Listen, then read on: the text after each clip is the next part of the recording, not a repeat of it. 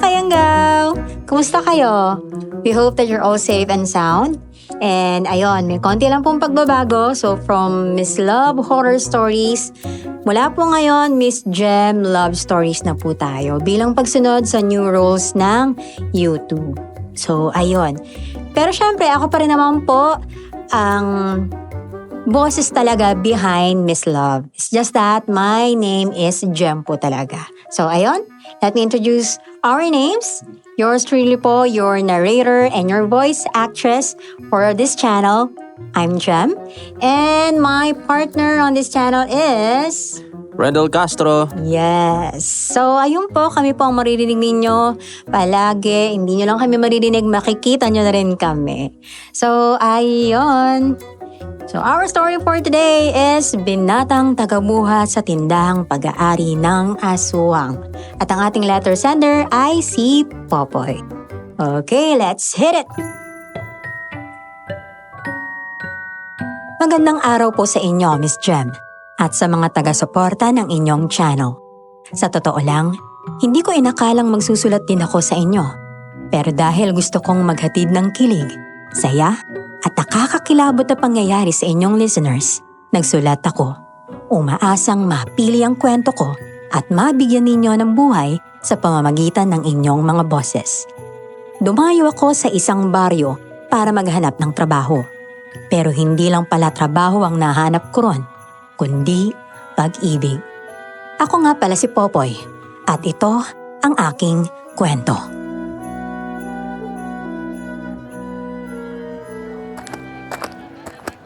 Oh, Popoy, ito na yung susi ah. Simula bukas ng umaga, ikaw nang magbubukas ng tindahan. Yung may-ari na si Rose, dumating dito. Kanina bukas darating ulit yun.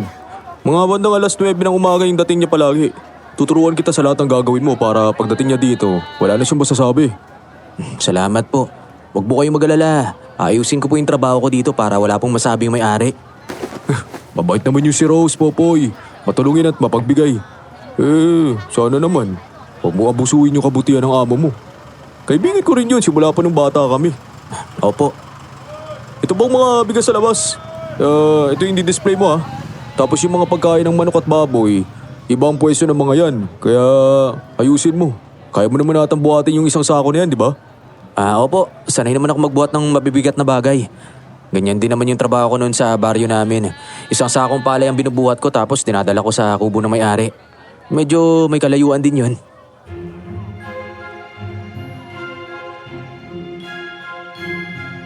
Pagkatulong at pagturo niya sa mga gagawin ko, umalis na agad si Darwin sa tindahan. Nagkakilala kami ni Darwin sa isang handaan at siya rin ang nagpasok sa akin sa trabahong ito. Habang naglilinis ako sa tapat ng tindahan, may lumapit sa akin na isang matandang lalaki.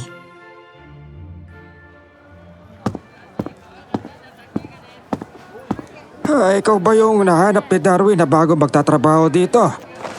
Ako nga po. Ako po si Popoy. Ako naman si Dado. Ako yung may-ari ng tindahan dito. Kung ako sa'yo, umalis ka na habang maaga pa. Alam mo ba, yung may-ari ng tindahan dyan, hindi ordinaryong tao. Ho? Oo. Para siyang si Magdalena. May tulog sa araw, gising sa gabi. Itong si Darwin kasi hindi nag-iisip. May isa na naman siyang buhay ang inilagay sa kapahamakan. Bakit naman po ako mapapahamak? Ang sabi po ni Darwin, mabait naman daw po si Rose eh. Kilalanin mo muna siya para malaman mo kung tunay nga ba talaga siyang mabait. Hindi naman naalis yung dating nagtatrabaho riyan kung talagang mabait yan, tama ba? Hindi na lang ako umimik at nagpatuloy sa ginagawa ko. Pagsapit ng 9:00 ng umaga, dumating na ang may-ari ng tindahan. Hindi ko akalaing dalaga pala siya. Halos hindi siya makatingin sa akin ng diretsyo.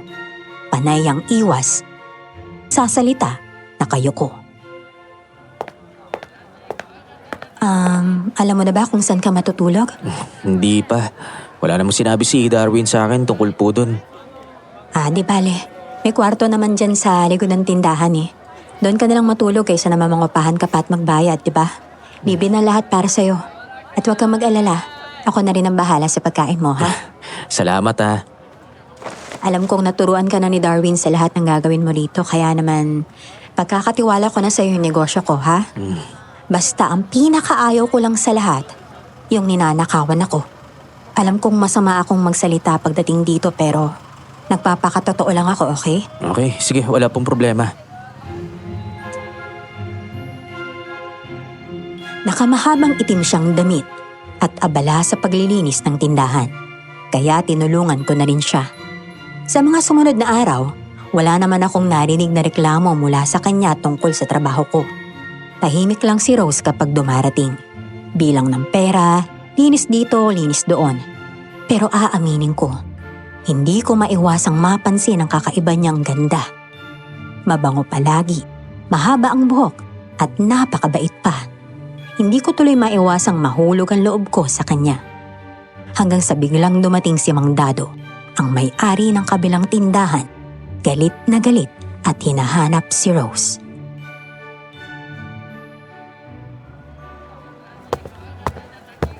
Nasaan ang amo mo, ha? Abay, hirap mo yan sa akin. Nasa loob po si Rose. May inaasikaso lang po customer. Mang Dado, kung pwede lang po, huwag po kayong mag-skandalo dito. Hindi ako mag-iiskandalo. Ang gusto ko lang iharap mo sa akin ang amo mo dahil may dapat kaming pag-usapan. Mang Dado, ano na naman po bang problema? Hoy! Babae magkukulang. Ano yung pinapakalat mong balita na nagtitinda ko ng bulok na bigas dito sa pwesto ko? Kaya pala lumipat sa'yo mga customer ko. Kasi sinisiraan mo na naman ang tindahan ko. Ay, sabi ko na nga be. Ang aga-aga, away na naman po yung hanap ninyo. Ay, nako. Napapagod na ako, Mang Dado. Eh kung sino man po yung nagsumbong sa inyo ng ganyang chismis, baka siya rin po yung sumisira sa inyo. At syempre, kahit ano naman pong gawin kong paliwanag, hindi nyo rin naman po papaniwalaan, di ba? Popoy, pumasok na tayo sa loob ng tindahan. Sige po. Huwag mo na siyang pansinin. Tandaan mo, darating ang araw na babagsak ka rin. Magkukulam ka! Aswag ka!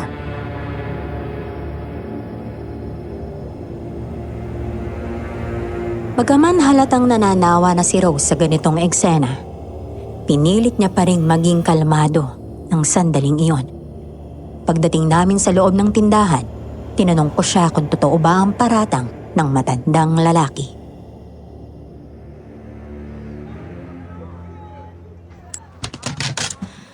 Ay nako, hindi na talaga napagod sa ganun. Ano namang mapapala ako kung siraan ko siya? Palibhasa gawain niya. Kaya akala niya gagantihan ko siya. Ganun ba? Baka naman naiinggit lang sila sa'yo. Alam mo, bukod sa maganda ka, babait ka pa. Ay nako, alam mo marami pa tayong gagawin eh. Magtrabaho ka na ha? O teka lang, bakit ba parang ayaw mong pinupuri ka? Ayaw mo man lang ako tignan. Huwag mo sabihin galit ka sa mga pangit. Hindi no. Ay nako, ikaw talaga Popoy. Hindi lang talaga ako sanay makipag-usap kaya naiilang akong tumingin ng harapan. Pasensya ka na ha.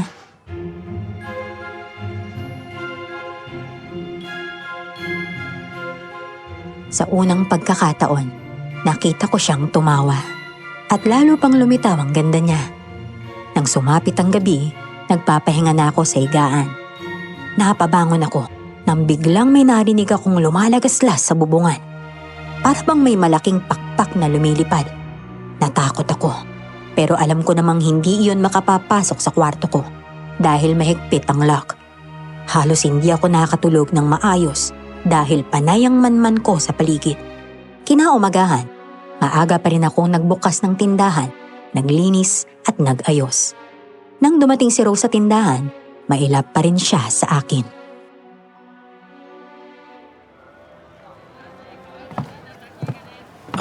Rose, uy, may kikwento nga pala ako sa'yo. Alam mo ba, kagabi, may narinig akong pagaspas ng pakpak sa bubungan ng kwarto ko. Natakot nga ako eh. Iniisip ko pa nga, baka puntahan ka ng aswang doon sa bahay ninyo. Teka, gising ka pa ng ganong oras? Oo, hindi kasi ako makatulog eh. Teka, may iba nga pala ako. Wala ka bang kasintahan? Wala. Sagad na mong yan, wala kang kasintahan. Siguro walang lalaki naglalakas na loob na ligawan ka dahil sa napakasuplada mo. Ay nako, alam mo wala akong panahon sa mga ganyan. Isa pa, Wala namang magkakagusto sa akin, Popoy. Paano mo naman nasabi yun? Eh, gusto nga kita eh. Ano? Anong sabi mo?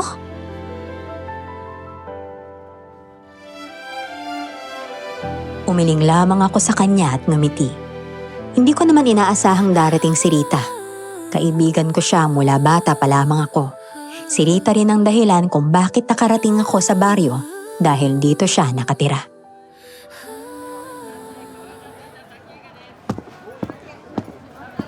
Popoy, kumusta naman ang trabaho mo rito? Ayos naman. Siya nga pala si Rose. Siya yung may-ari nitong tindahan. Teka, sabi ni Darwin, tindahan niya yung pagtatrabahuan mo ah. Hindi. Magkaibigan kasi silang dalawa. Ay nako. Miss, kausapin ko lang saglit si Popoy ha. Oh, Sige, walang problema.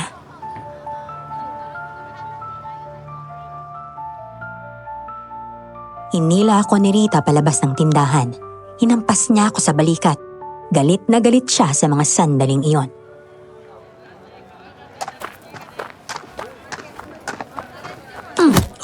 Hindi mo man lang sinabi sa akin na babae pala may-ari ng tindahan na to?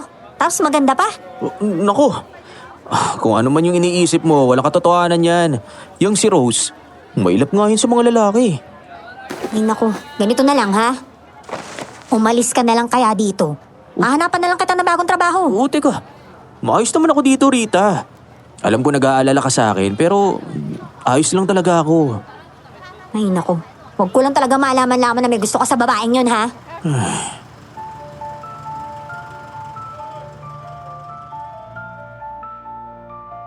Bumuntong hininga na lamang ako at bumalik sa loob ng tindahan. Alam kong may gusto sa akin si Rita, kaya siya nagkakaganon. Pero ako, hanggang kaibigan lang talaga ang kaya kong ibigay sa kanya.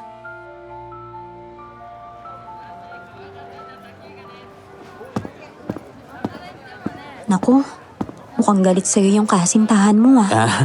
Hindi ko siya kasintahan. Kaibigan ko lang siya. Ganun ba? Huwag ka na magselos. Ano? Ako magsiselos? Hindi ko nga alam kung anong pakiramdam niyan eh. Ganun ba? May iba nga pala ako, Rose. Bakit ba galit na galit sa'yo si Mang Dado? Dati na ba kayong may alitan? Wala naman. Basta mainit lang talaga yung ulo niya sa akin. Hinahayaan ko na nga lang siya eh. Ay, siguro ganyan na talaga kapag matatanda na, lalo na kapag nag-uulanin na. Kung sa bagay, tama ka nga naman. Mamaya nga pala ha, nakalinis nung likuran ng tindahan. Marami na kasing dahon na nalalaglag mula sa puno eh. Mamayang hapon mo na lang linisan ha, siguro mga bandang alas 5. O sige.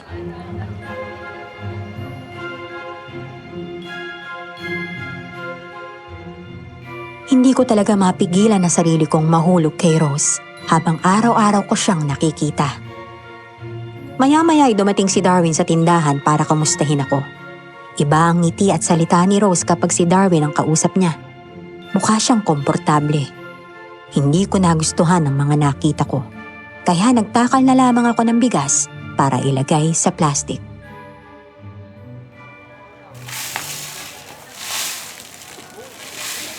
Popoy, may dalang pagkain si Darwin oh. Umalis lang siya para bumili ng palamig. Ano, sasabi ka na ba sa amin kumain? Huwag na lang. Parang hindi mo na nga ako pinapansin dahil nandyan si Darwin eh. Kapag tayong dalawa lang nandito, hindi ka naman nakakangiti ng ganyan. At halos hindi ka pa nakakapagsalita. Ha? Teka, galit ka ba? Hindi no. Ay, alam mo, sabihin mo man o hindi, alam kong may nararamdaman ka sa akin. Pero sinasabi ko na sa'yo, ngayon pa lang, gumawa ka na ng paraan para mawala yan. Dahil wala kang aasahan, Popoy.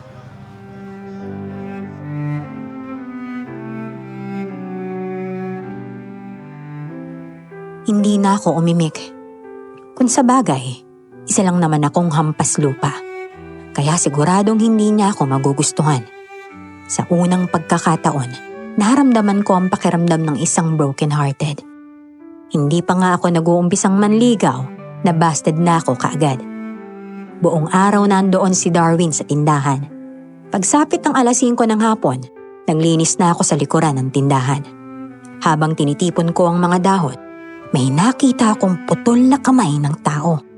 May tuyong dugo ring nakakalat sa lupa. Napaatras ako. Nahagulat ako nang marinig ang boses ni Rose mula sa likuran. Popoy, may problema ba? Rose, tingnan mo to. May putol na kami ng tao dito. Hindi lang yun. May tuyo pang dugo sa lupa. Ano? Hala, oo nga. Teka, sa tingin ko, may tao na namang gustong sirain yung negosyo ko kaya ako yung piniframe up niya. Pero Popoy, huwag ka matakot ha. Hindi ako may gawa nito. Hindi ko naman sinasabing ikaw may gawa. Alam ko kasing yan yung iisipin mo eh. Basta mangako ka sa akin, Popoy ha. Wag na wag mo ipagsasabi kahit kanino yung nakita mo. Hindi to pwedeng malaman ng iba. Ako na maglilinis nito. Hindi kaya kagagawan to ng aswang kagabi? May narinig akong tunog ng pakpak sa bubungan. Baka kumain siya ng tao tapos dito niya tinapon yung ibang parte ng katawan dahil di niya kaya itong ubusin. Hindi ko rin alam. Pero kailangan tayong dalawa lang ang makaalam tungkol dito ha. Sa oras na kumalat to, ako na naman yung pag-uusapan ng mga tao dito sa baryo. Bakit ka ba kasi nila pinag-uusapan? Napapansin ko rin yan eh. Parang wala kang kaibigan dito sa paligid. Hindi ko kailangan ng kaibigan.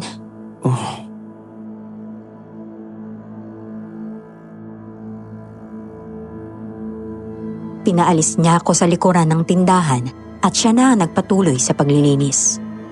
Wala na si Darwin sa tindahan ng mga sandaling iyon. Maaga rin kami nagsara, kaya nagtaka ang mga tao sa paligid ng tindahan.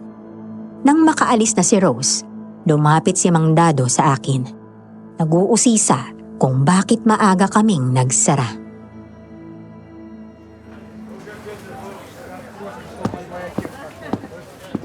Kahapon, hindi ba't alas 7 na kayo na gabi nagsara? Bakit ngayon alas 5 pa lang umuwi ng amo mo? Baka naman nagugutom na. Hindi ko rin po alam. Sumusunod lang naman po ako sa utos niya eh. Popoy, alam kong hindi ka taga rito sa lugar na ito. Kaya marami kang hindi alam sa mga nangyayari. Alam mo bang may gumagalang aswang sa baryo? Nang bibiktima ng mga tao? Oh, may gumagala? Oo. May kaninang umaga isang babaeng natagpo ang patay. Wala nang dugo at may kagat sa leeg. Malakas ang kutob namin na aswang ang may kawa doon. Salamat po sa impormasyon. Sige po, mag-iingat po ako. Kailangan po talaga mag-ingat. Alam mo kung bakit? Ang aswang, malagi mo lang nakikita.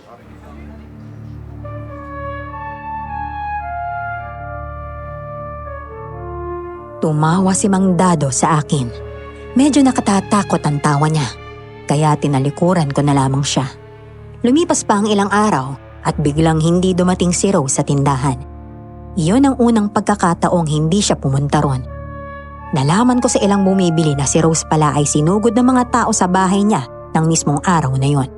Sa sobrang pag-aalala, nagsara ko ng tindahan at pinuntahan ko siya sa bahay niya. Nadatnan ko pa ron ng mga tao, galit na galit sa kanya at isinusumpa siya.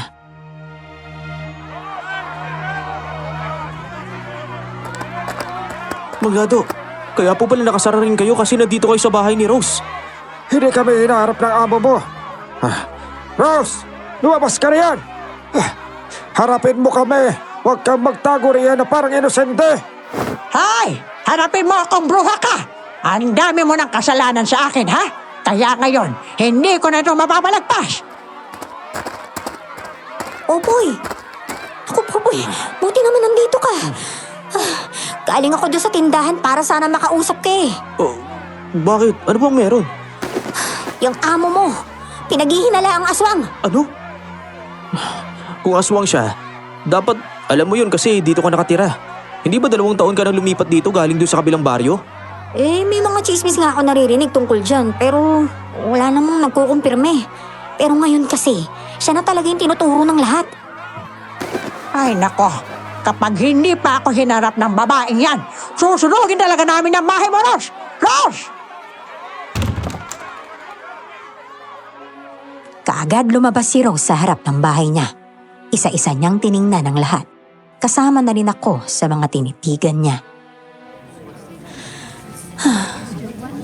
Hindi pa talaga kayo titigil sa panggugulo sa akin, ha?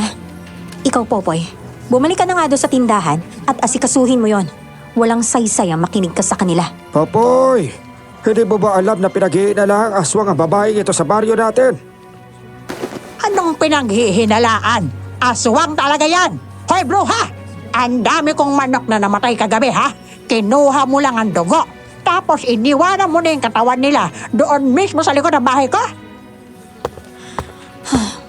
Hindi ko po alam kung ano yung sinasabi ninyo. Ang alam ko, wala akong ginawang ganyan kagabi. Isa pa, wala naman pong saysay na magpaliwanag ako sa inyo, diba? Dahil hindi nyo rin naman po pinaniniwalaan yung mga sinasabi ko. Ay nako, wag ka lang talagang magpapahuli sa aking babae ka. Kapag naalaman kong isa kang aswang na mandurugo, ako mismo ang gagawa ng paraan para mapatay ka. Hindi na kailangan makita pa namin na maging aswang ka. Sa kilos pa lang halatang aswang na babae yan. Wala ka nang ibang ginawa kundi perwisyuhin ang buhay namin dito.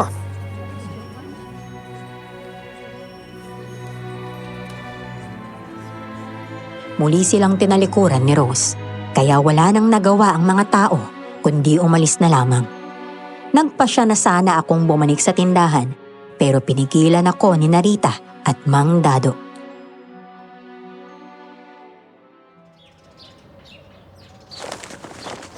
Umalis ka na sa tindahan ni Rose. Abay, natatakot ako na baka mangyari sa'yo ang mga nangyari doon sa dati niyang tindero. Ano po bang nangyari sa mga dating nagbabantay doon? Ganito kasi yun, Popoy. May nagkwento sa akin na mabangis na aswang daw yung si Rose. Sa totoo lang, wala naman nakakita sa akto na aswang siya, ha? Pero may mga albularyo nagsabi nito sa mga tao. Si Rose raw yung pumatay sa dati niyang tindero. Meron pa nga raw kagat yun sa liig at namumuli. Teka, mabait si Rose sa akin eh. At saka isa pa, kailangan niya ako sa tindahan. Nakakaya naman kay Darwin kung basta na lang ako aalis. Si Darwin din ang nagpasok sa taong mga nagbabantay sa tindahan ni Rose.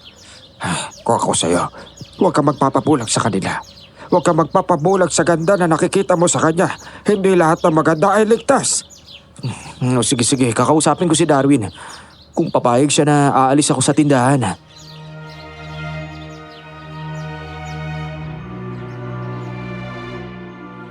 Litong-lito ako noon. Kung halimaw ang tingin ng iba kay Rose, iba naman ang tingin ko sa kanya. Para sa akin, isa siyang diwata na tila galing sa ibang dimensyon. Nabalitaan din ni Darwin ang pagsugod ng mga tao sa bahay ni Rose, kaya agad siyang pumunta sa tindahan. Pagdating niya, inusisa niya ako sa mga nangyari.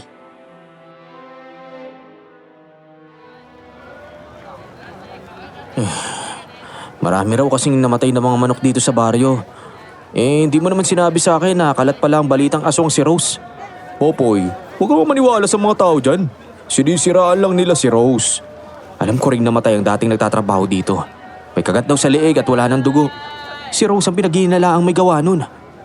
Hindi siya masama, no? Maniwala ka sa akin. Pagtiwala ka lang sa akin. Gusto kong isipin na wala nga siyang kinalaman. Pero may nakita ako sa likod ng tindahan. Nakita? Ano naman nakita mo? Wala. Kalimutan mo na yung sinabi ko. Kailangan mo sabihin sa akin kung anong nakita mo. Oo, sige. May nakita akong putol na kamay doon sa likuran ng tindahan. At may mga tuyong dugo.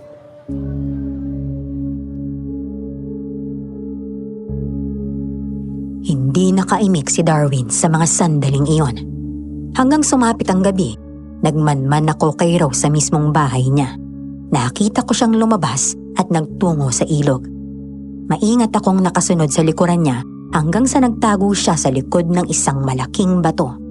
Umanap ako ng pwesto para makita ko man lang kahit ang anino niya.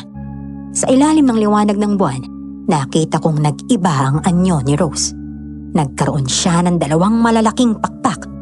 Napaatras ako at naisip kong tama ang hinala ng mga tao sa baryo. Nang sumapit ang umaga, dumating ang isang babae sa tindahan. Rose, hanggang ngayon nandito ka pa rin talaga sa baryo. Umalis ka na, bago ko pa ipagkalat ang mga nakita ko sa iyo kagabi. Ate Nelia, wala na pong naniniwala sa inyo. Kilala po kayong tsismosa sa baryong to. Kahit ano pang sabihin ninyo, Tatawanan lang kayo ng mga tao. Aalis na po ako ha. Marami pa kasi akong gagawin sa bahay eh. Alam ko naman pong nagsasayang lang ako ng panahon kapag hinarap ko po kayo.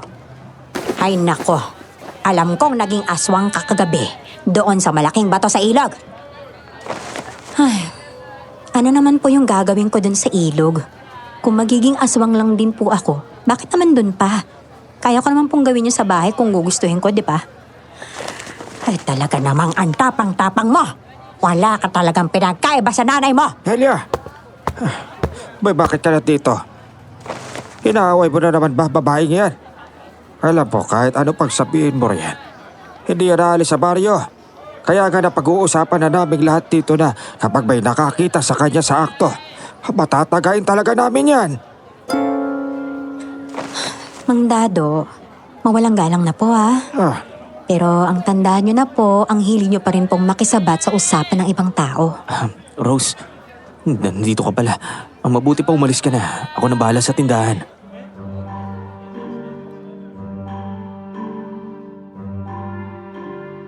Parang wala lang kay Rose ang paninigaw sa kanya ng babaeng si Nelia. Habang naglalakad siya, may nakita pa akong mga taong binabato si Rose, pero hindi naman nila tinatamaan.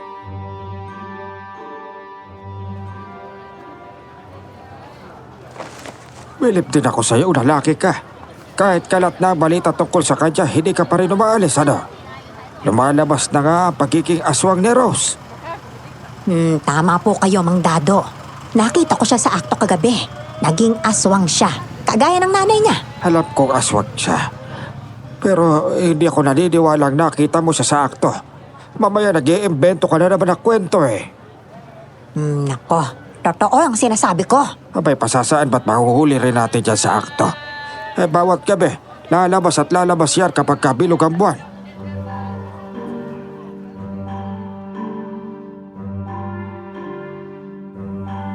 Alam kong nagsasabi ng totoo si Ate Nelia dahil ako mismo nakita ko rin si Rose sa akto kagabi. Pero hindi ko na ginatungan pa ang kwento. Biglang dumating si Rita at pinapaalis niya ako sa tindahan dahil wala na raw siyang tiwala kay Rose.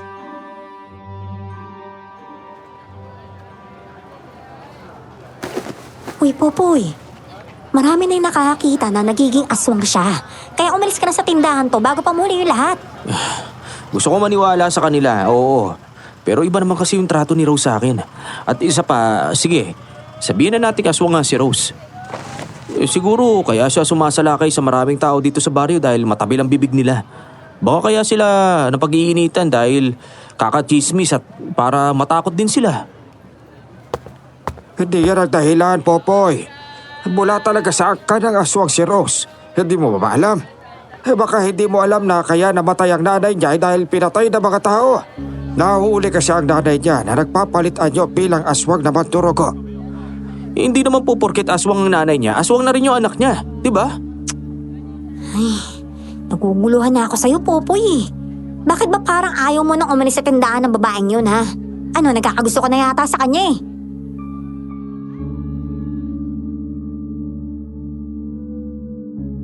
Hindi ako sumagot. Sa kabila ng pambabato ng masasakit na salita ng mga tao kay Rose, hindi pa rin nagbabago ang tingin ko sa kanya. Para sa akin, isa pa rin siyang anghel. Sa nakikita ko naman, wala talaga siyang kakayahang manakit ng tao, taliwas sa mga sinasabi nila. Nang sumapit ang gabi, umuwi na ako sa bahay ni Rita. Hindi na muna ako natulog doon sa tindahan para makapagkwentuhan pa kami ng kaibigan ko. Sa labas kami ng bahay niya nagkwentuhan habang umiinom ng tuba.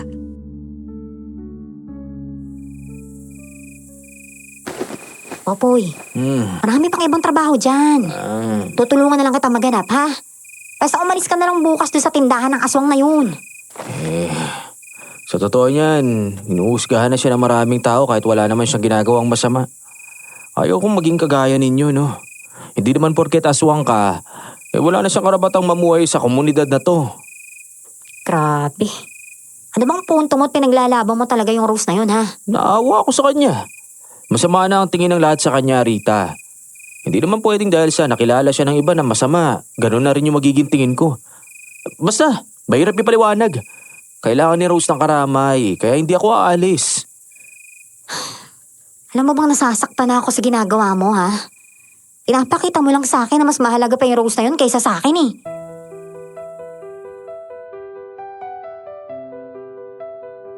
Matapos magsintimiento ni Rita, bigla niya akong niyakap at hinalikan. Kalaunay nakarinig ako ng tunog ng pakpak sa ere. Kaya ako malas si Rita sa pagkakayakap sa akin.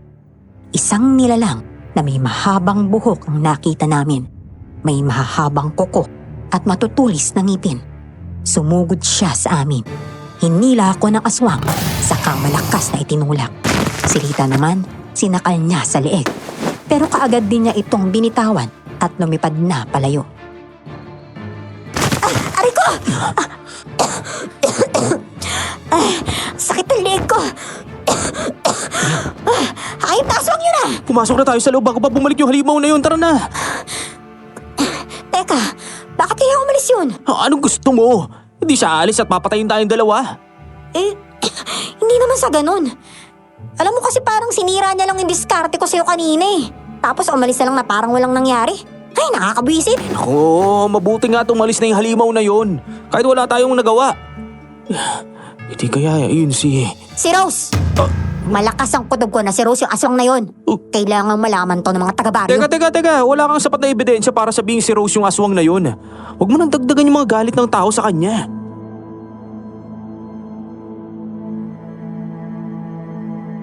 Nang sumapit ang umaga, hindi ako pumasok sa tindahan.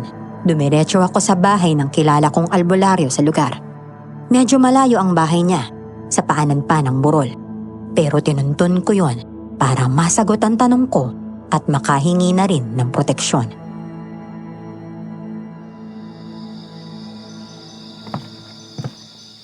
Oy!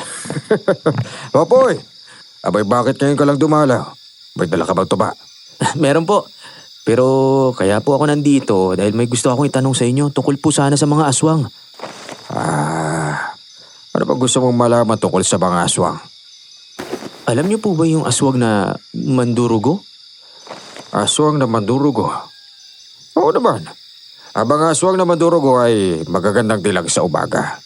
Pero halimaw sa gabi, ginagamit nila ang kanilang kagandahan para makaakit ng mga lalaki. Kapag naumaling na ang mga lalaki sa kanila, doon na dadakma at mambibiktima at iinumin ang dugo nito. Kung ganun, tama nga na dugo lang ang iniinom ng mga aswang na mandurugo. Oo, dugo lang. Bakit mo na itanong? Dahil po may kakilala akong pinaghihinala ang aswang na mandurugo. Kahit ako po, nakita ko rin siya sa akto na nagpapalit ng anyo. Pero hindi malinaw eh. Kasi gabi yun, nakita ko lang po yung anino niya. Tandaan mo, may aswang na hindi na may merwisyo. Mayroon ding mga aswang na ginagamit ang kapangyarihan para mas maging mataas sa iba. Gusto ko po sanang humingi ng proteksyon sa inyo. O sige, bibigyan kita. Sandali lang kukuha lang ako doon sa baul.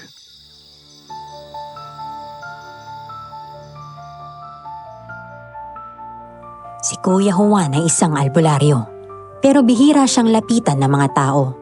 May mga naniniwala kasi na isa siyang mangkukulam. Pero ako, alam kong mahusay siyang albularyo at hindi masama.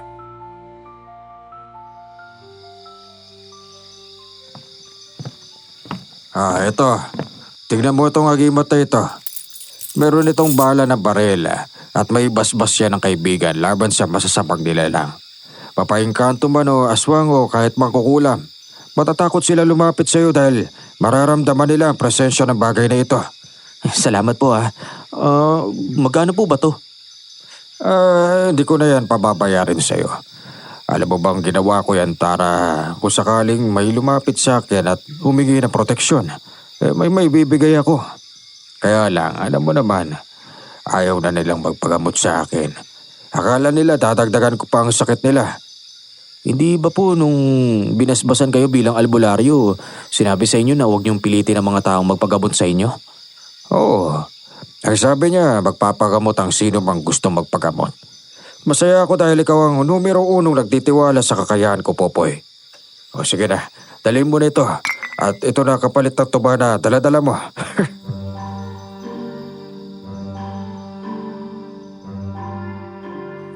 Nagpasalamat ako sa kanya at kaagad nang umalis. Dumiretso ako sa tindahan pero nakasalubong kong matandang si Aling Perla. Hinawakan niya ako sa braso pero bigla siyang napabitaw na para bang nakuryente. May problema po ba? Bakit parang natakot kayo sa akin? Ay, hindi. Ano kasi eh? Bigla ako nakaramdam na parang nahihilo ako. Ay, siya nga pala, Popoy. Yung amo mo ron sa tindahan, parang wala sa mood. Nakakatakot nga eh. Natakot kaming dumaan doon. Binabagsak niya yung mga bigas at pagkain ng manok. Nako, baka naman po nagalit dahil tanghali na ako. Ayahan niyo na po siya. Kapag nandun ako, hindi niya rin naman ako kinakausap eh. Ay, naku, sige na. Alis na ako, ha? Oh, sige po. Parang natataranta na kayo sa takot ha.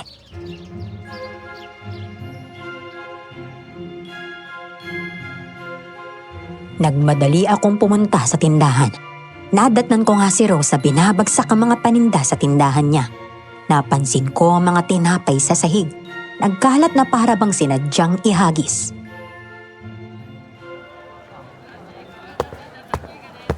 Rose, pasensya na kung ngayon lang ako dumating ha. May mahalaga akong inasikaso eh. Mahalaga? Oo. Mahalagang bagay, ha? Oo, pasensya na. Sige na, ako na dyan.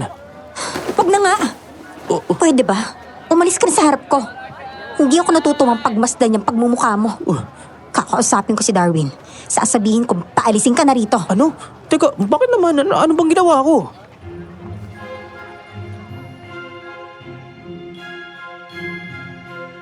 Hindi siya sumagot at tinalikuran niya ako.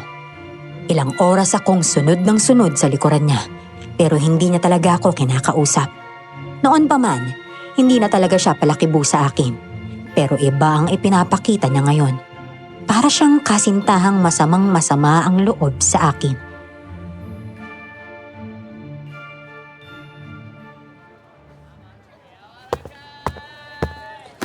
Ano ba kasing pinanggagalingan ng galit mo sa akin? Kung dahil to sa tanghali na ako dumating, pasensya na talaga. May nasikaso lang akong mahalagang bagay. Ano ba kasing inasikaso mo? Sabihin mo nga sa akin. Pumunta ako sa albularyo. May tinanong ako sa kanya tungkol sa mga aswang. Alam mo naman, marami raw kasing aswang na gumagala sa baryong to. At ano naman ang itinanong mo sa albularyo? Tungkol sa aswang na mandurgo. Ito, binigyan niya pa nga ako ng proteksyon. Tignan mo. Ang ganda niyan, tapos medyo mabigat. May nakasabit kasing bala na baril dito eh. Teka, patingin nga ako.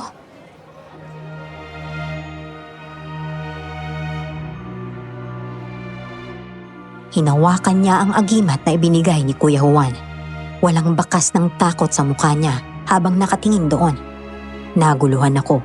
Kung isa nga siyang tunay na aswang, dapat matatakot siya rito. Pero hindi ko rin maikakaila na totoong aswang nga siya dahil minsan ko nang nakita ang anino niyang naging halimaw.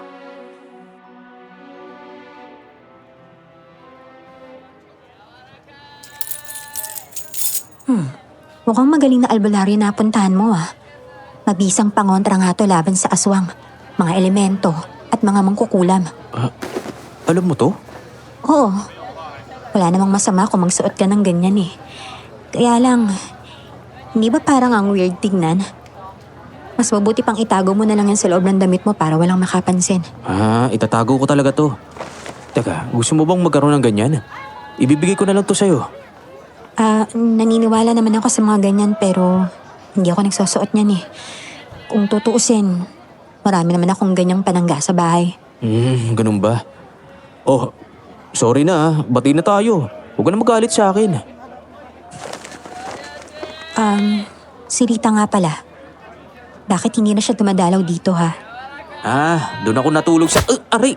Aray ko naman, Rose. Bakit bigla-bigla ka naniniko?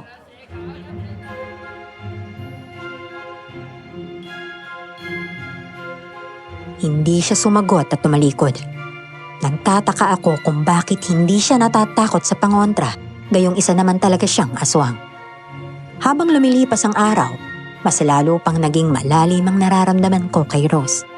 Lumalala na rin ang problemang hinaharap ng baryo dahil sa nangyayaring patayan sa lugar. Hindi na manok o anumang hayop ang namamatay, kundi mayroon na ring mga tao na nakitang wala ng buhay. Nang may nag-deliver ng mga stock sa tindahan, lumapit na naman sa akin ang tsismosa ng baryo na si Ate Nelia.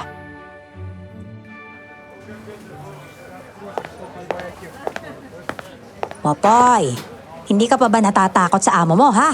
Aba, baka ikaw ang huli niyang patayin kapag hindi ka pa umalis dito. Kung ako sa'yo, umuwi ka na ron sa bahay ni Rita. Sinabi naman niya sa amin na kinausap ka na raw niya eh. Pero ikaw talaga tong ayaw umalis dyan. Ate Nelia, desisyon ko po to. Kung ano man ang mangyari sa akin, wala na po kayo ron. Hindi ba't matagal nyo nang sinasabing mapapahamak ako sa tindahan ni Rose? Oh, wala namang nangyayari ah. Ay nako, nag-aalala lang naman kami sa'yo. Salamat po, pero wag na po kayo mag-alala sa akin. May gusto ka kay Rose, ano? Kaya ka nagkakaganyan. Ay, babay, narinig ko. Ay, may gusto ka kay Rose, baboy. Oh, wala po. Madadamay ka lang dyan kapag hindi ka umalis. Bakit naman po ako madadamay? Kayo lang naman po nagsasabing masama si Rose eh. Pero sa totoo lang, hindi. Mas masama pa nga yung iba dyan eh. Sige na po, dadalhin ko na po itong mga i-deliver kong bigas sa loob ng tindahan.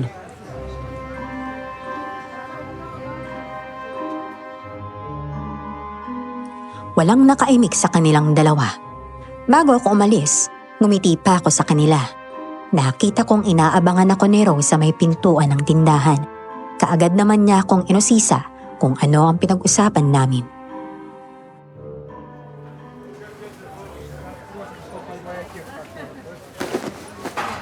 Ay, tungkol na naman ba sa akin yung pinag-usapan ninyo, ha? Oo. Ay, nako. Hindi talaga nila ako titigilan, ha? Kaya lalo ako nagkagalit sa kanila eh. Hayaan mo na. Pero alam mo, bilib din ako sa tindahan mo. Kahit pinag-uusapan ka na, marami ka pa rin customer. Yung mga customer ko kasi, mula pa yun sa kabilang bayan. Hindi dito sa baryo natin na bat-bat ng chismoso at chismosa. Napansin ko nga pala, Rose. Bakit madalang na lang dumalaw si Darwin dito? May mahalagang bagay kasi akong pinapaasikaso sa kanya eh. Kaya ayun, hindi makakabalik hanggat hindi niya pa natatapos. Totoo bang magkaibigan kayo ni Darwin simula bata pa lang? Parang magkapatid na nga kami nun eh. Ay, Popoy, Oh, paparating yung kaibigan mo. sige. Sandali lang, kakausapin ko na muna siya.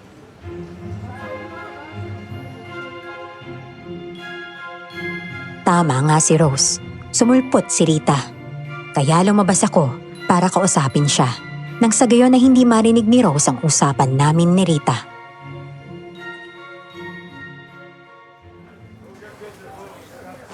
Hoy, meron ako ipapakita sa'yo, Popoy. Oh, ito. Tingnan mo. Nakunan ko siya kagabi. Sinundan ko yung Rose na yun. Nakuhanan ko siya ng video habang nagiging aswang. Yung aswang na sumalakay sa ating dalawa. Habang niyayakap at tinahalikan kita, siya yun. Patingin nga ako. Oh, ayan. Tingnan mo maigi sa cellphone ko, ha? Meron talaga siya masamang balak sa'yo. Kaya kanya pinapakisamahan. Popoy, maniwala ka naman kasi sa akin. Umalis ka na dito. Huwag na matigas yung ulo mo. Siya nga yan. Oh, kita mo na. Ay, naku. Papakita ko talaga to sa ibang tao para mapalayas na yan dito sa baryo. Hindi mo pwedeng gawin yan, Rita. Mag-isip ka muna. Paano kung makarating sa kanya yung ganyang balita tapos malaman niyang sa'yo galing yung video? Tapos balikan ka niya, tapos patayin. Ha? Kung ganun, ano naman gagawin ko? Ako nang bahala. Sige na, umalis ka na. Uuwi rin ako mamayang gabi.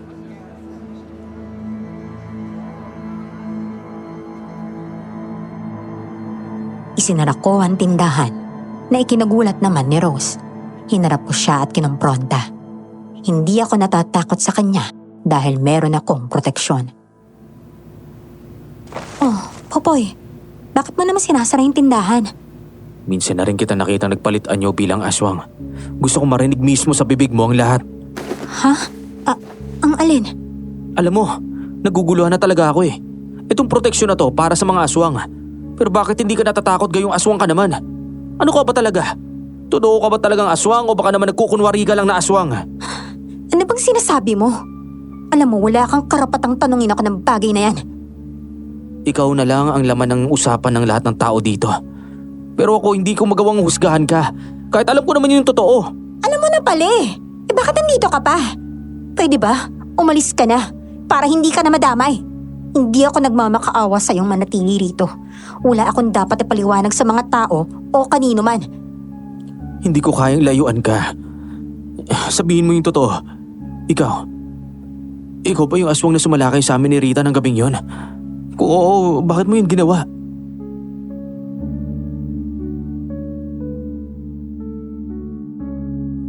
Naglakad siya papunta sa likuran ng tindahan. Kaya sumunod ako sa kanya. Ayaw niya akong harapin. Nakatalikod lang siya.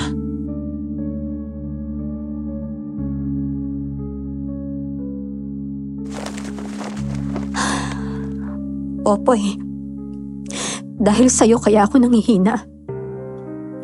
Nakakahiya mang aminin pero pag-ibig yung kahinaan ko.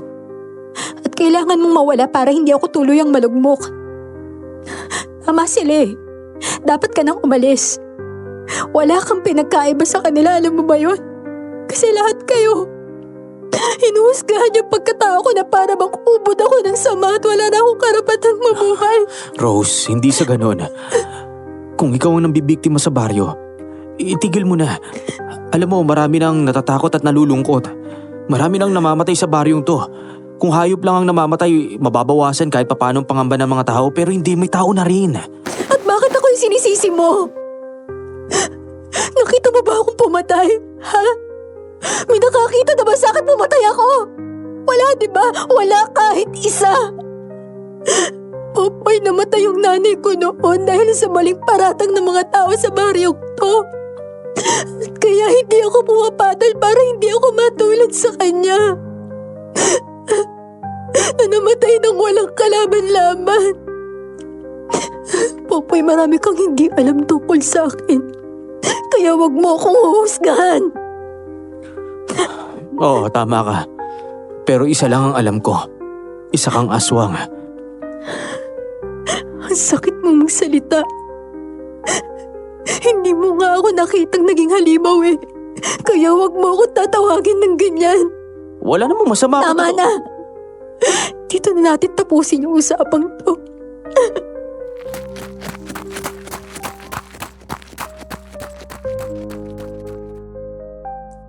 Bagaman inamin niyang isa nga siyang halimaw, masakit pa rin para sa akin ang makita siyang umiiyak at nasasaktan. Hindi ako mapakali sa mga sandaling iyon. Pagsapit ng gabi, muli ko siyang minanmanan. Bigla siyang nawala sa paningin ko habang papasok siya sa kagubatan.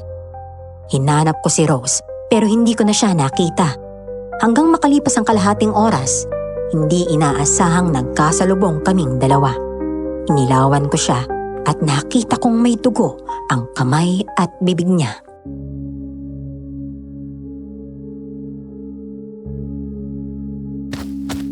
Rose, kanina pa kita hinahanap pero hindi kita nakikita. Huwag mo sabihin kumain ka ng tao ngayong gabi. Bakit parang hindi ka natatakot sa akin? Inaakala mo bang takot ako sa pangondro mo? Tumakas ka na bago pa ikaw ang kainin ko. Alam kong hindi mo magagawa sa akin ang mga bagay na yon. Tignan mo, may mga paparating na mga tao. May dala silang mga sulo. Kailangan mo magtago bago kanila maabutan. Pinatay ko lang ang alagang baboy ni Nelia. Kaya siguro nila ako hinahanap. Halika na, magtago na tayo sa gitna ng gubat.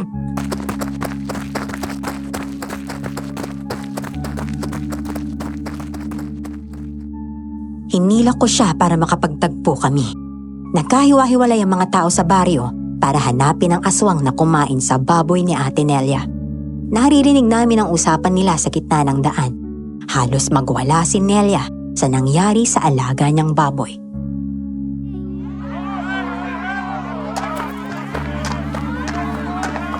Teka, ano kaya kung puntahan natin si Rose sa bahay niya ngayon?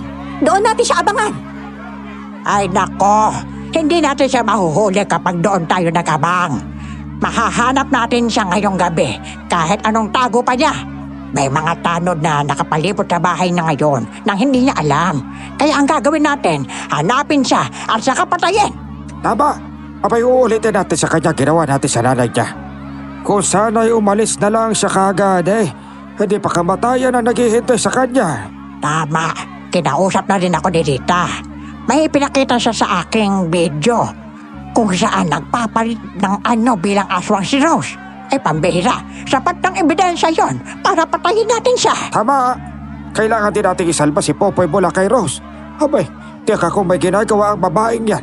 Lalo na dun sa lalaking yon kaya hindi ito makaalis. Tara na. Mukhang wala na yung aswang na yan dito eh. Kailangan natin siyang mahuli ngayong gabi. Gutom na gutom ang mga yan kapag kabilugan ng buwan.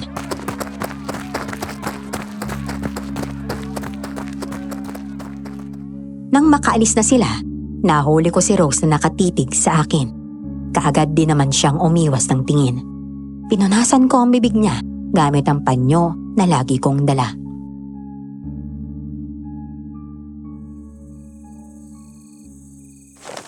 Huwag ka na matakot. Hindi ka nila masasaktan. Sino naman nagsabi sa'yong natatakot ako? Pero teka, totoo ba yung sinabi nila na may video yung kaibigan mo? Oo. At ako mismo nakita ko rin yon. Alam mo, hindi ka naligtas sa baryong ito. Kailangan mo nang umalis. Sumama ka sa akin. Uuwi tayo ng baryong pinanggalingan ko. Teka, ano yun? Magtatanan? Parang magtatanan tayo kahit wala tayong relasyon? Hindi. Hindi ako aalis. Dahil hindi ako duwag. Pero oo na, sige. Aaminin ko na sa'yo. Alam kong matagal mo nang gustong marinig to. Isa nga akong aswang na mandurugo. Kagaya ng nanay ko. Pero hindi ako masama. Hindi ko naman sinabing masama ka. Sila lang ang nagsasabi nun, di ba? Yun na nga eh. Hindi naman porket aswang ako. Sa akin na kaagad ibibintang lahat ng nangyayari dito. Popoy, gusto ko lang naman matanggap nila ako eh. Yung ituring nila ako na hindi kakaiba. Naiinis ako sa kanila. Hindi ko naman sila sinasaktan na. Pero parang ubod ng sama ng tingin nila sa akin. Huwag mo na silang pansinin. Basta ako naniniwala akong isa kang mabuting aswang. Popoy, aswang man ako pero hindi ako kumakain ng tao. Hindi ako pumapatay. Gumagawa lang sila ng kwento.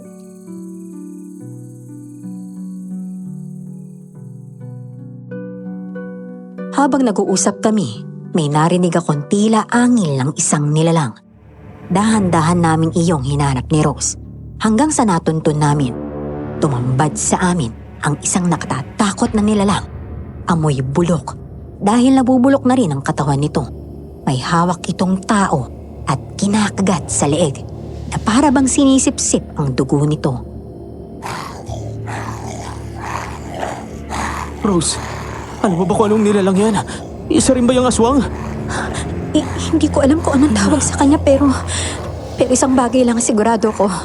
Siya ang biktima sa mga tao rito at hindi ako. Teka, kaya mo ba siya labanan? Oo, kaya lang hindi ko alam kung paano siya papatayin. Tingnan mo, parang bangkay siya. Parang zombie. Bulok na yung balat niya oh. At sa tingin ko, gumagapang pang mga uod sa katawan niya. Hindi ko rin alam kung paano siya mapapatay. Ang mabuti pa, umalis na lang muna tayo. Sabihin natin sa mga taga-baryo na may kakaibang nilalang dito. Sandali. Mukhang may naglalakad pa palapit. Biglang lumitaw si Aling Perla sa likuran ng nilalang na iyon. Hindi siya napansin ng halimaw. Lumabas ako sa pinagtataguan ko. Pero si Rose, hindi sumunod dahil nasa anyong aswang pa siya. Hindi pa siya lubusang nakababalik sa pagiging tao. Aling Perla! Ay, kamote! Popoy! Popoy, anong ginagawa mo rito? Umalis ka na bago ka pa niya atakihin! Paano naman po kayo? Aalis lang ako kapag umalis na rin po kayo. Kailangan ko siyang itaboy. Diyan ka lang, ha? Huwag kang gagalaw, ha? Oh, sige po. Sumenya si Rose sa akin na mauna na akong umalis. Tumango naman ako sa kanya. Nakita kong nagdarasal si Aling Perla at itinapat ang kamay niya sa halimaw. habang may hawak na imahe ng Carmen. Umangil ng malakas ang halimaw. Tila nasasaktan at naninigas ang katawan habang tumatakas. Wala nang buhay ang biktima niya.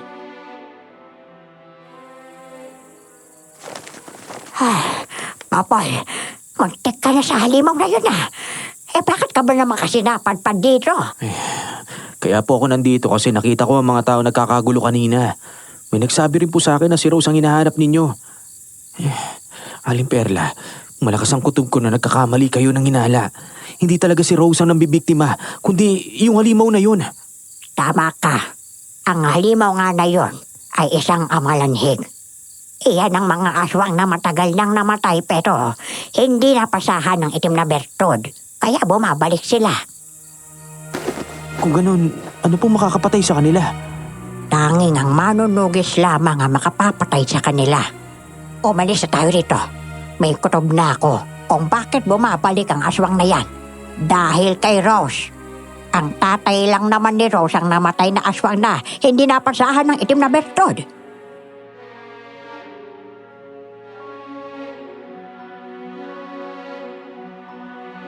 Pagsapit ng umaga, kumalat na naman ang balita tungkol sa amalanhig.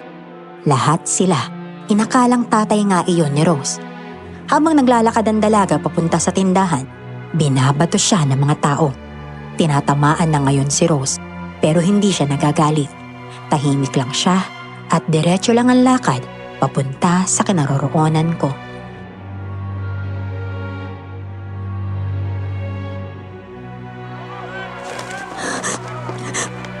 Tulungan mo ako, Popoy. Ayoko mamatay sa mga kamay nila.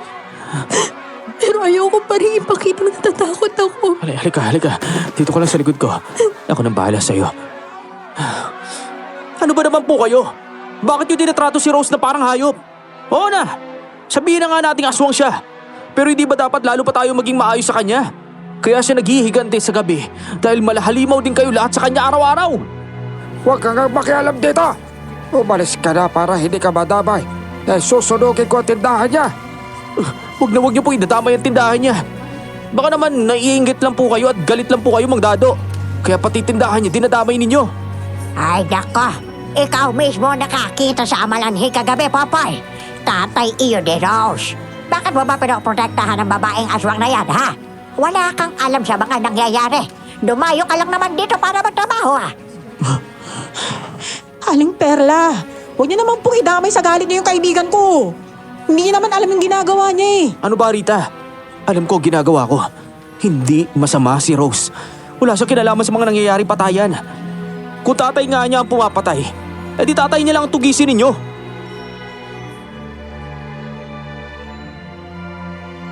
Mas lalo pang nagkagulo ang lahat dahil sa sinabi ko.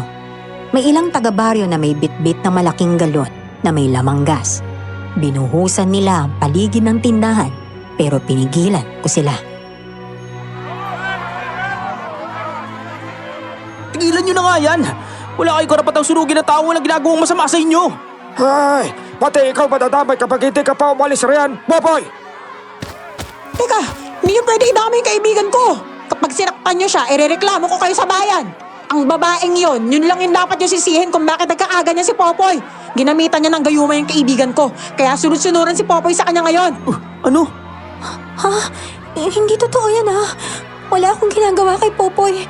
Siya lang yung may gustong ipagtanggol ako. Tama nga sila. Huwag niyo nang ituloy ang pagsunog ng tindahan. Dahil baka may iba pang madamay. Hindi ako papayag na saktan niyo si Rose. Popoy, tama na yan. Pumasok na lang tayo sa loob ng tindahan ha. Sige. Hoy, babaeng aswang! Huwag mong ayayain si Popoy. Hayaan mo siyang sumama sa akin para makalayo na siya sa'yo. Biglang hinablot ni Rita ang buhok ni Rose at sinubukan siyang isubsob sa sahig. Hinila ko si Rita. Hindi ko sinasadyang naitulak ko siya ng napakalakas kaya bumangga ang likod niya sa sementadong pader.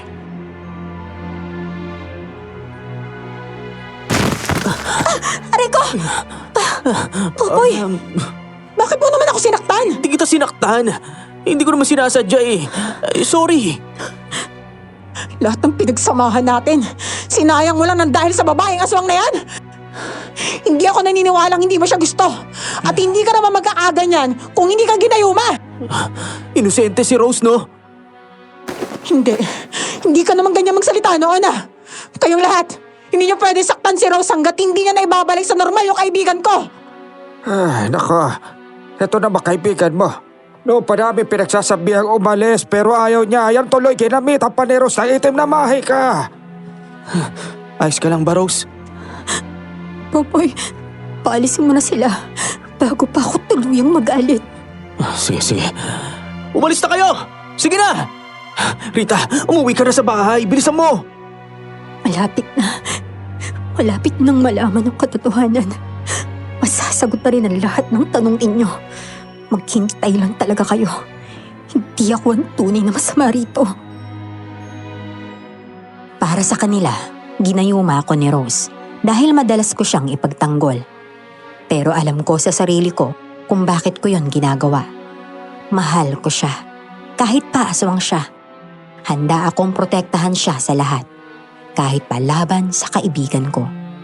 Nang magsialisan na ang mga tao, hinawakan ni Rose ang pisngi ko. Malamig ang kamay niya habang mangyak-ngiyak na nakatingin sa akin.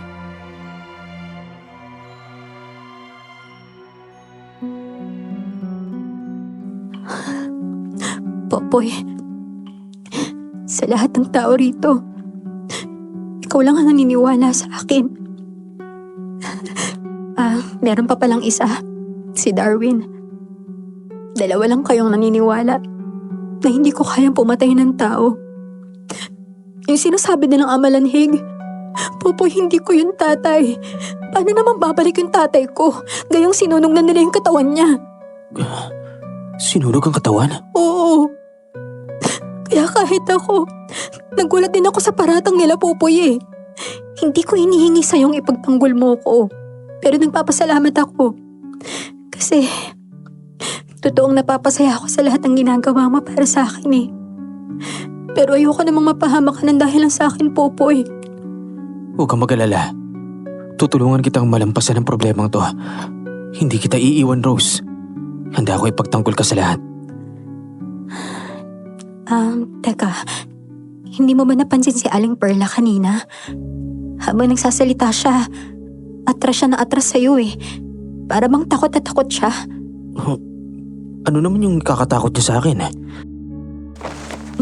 Hindi kaya yung kwintas sa suot mo? Alam mo, sa totoo lang, kaya hindi ako takot sa ganyan. Dahil hindi naman ako masamang nilalang eh. Gaya ng sabi ko, marami akong gamit sa bahay.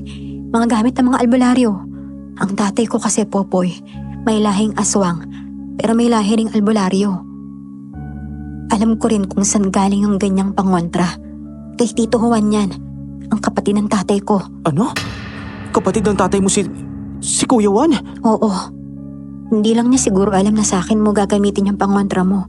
Pero basta, masaya ako at lagi ka na niya sa tabi ko, Popoy, kaya salamat ha.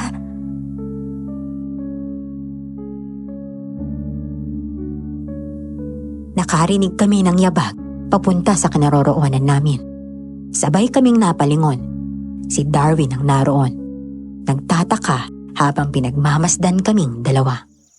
Rose! Habang wala ako, nagkagusto ko na pala kay Popoy, ano? Darwin? Uy, hindi ah. Nagpapasalamat lang ako sa kanya. Alam mo bang, pinagtanggol niya ako sa mga tao kanina. Kung ano-ano kasing sinasabi nila laban sa akin eh. Pinabato pa nga nila ako. Oh, tingnan mo. May tama ako ng bato rito sa balikat saka sa noo ko. Nagkasugat pa nga ako. Naku, mabuti na lang pala at palagi nandiyan si Popoy para iligtas ka. Nga pala. Kaya pala ako nandito. Dahil may mahalaga ako sasabihin sa'yo. Kung gano'n, naalis na lang muna ako para makapag-uusap kayong dalawa. Teka, hindi mo kailangan umalis. Darwin, kailangan marinig ni Popoy yung sasabihin mo. Ikaw ang bahala kung may tiwala ako sa kanya. May natuklasan ako sa bahay ni Aling Perla. Nakita ko lang ang isang nilalang na totoong nambibiktima ng mga tao. Teka. Nakita rin namin ni Rose yung nilalang na yun. Isang nilalang na parang zombie. Ang sabi sa akin ni Aling Perla, amalanhig daw ang tawag sa kanya. Isang aswang na namatay na at muling nabuhay dahil hindi napasahan ng itim na bertud. Tama ka. Si Aling Perla mismo ang nagtatago sa Amalanhig. Tinatali niya yun sa ilalim ng bahay niya at pinapakawalan sa gabi. Ano? Halos hindi ako makapaniwala sa nalaman ko. Nagawa pala ni Aling Perla na itaboy ang Amalanhig ng gabing yon nang walang kahirap-hirap. Teka, ano ba yung nangyari sa Amalanhig nang makita siya ni Aling Perla? Nakita ko nagdarasal siya eh. Tapos may hawak siyang itim na karmin. Itinapat niya yun sa Amalanhig tapos bigla na lang natakot ang halimaw at tumakas. Nanigas pa nga yung katawan niya habang tumatakbo eh. Parang hirap na hirap siya kumilos. Basta parang zombie talaga yung datingan. Hindi lang siya parang zombie.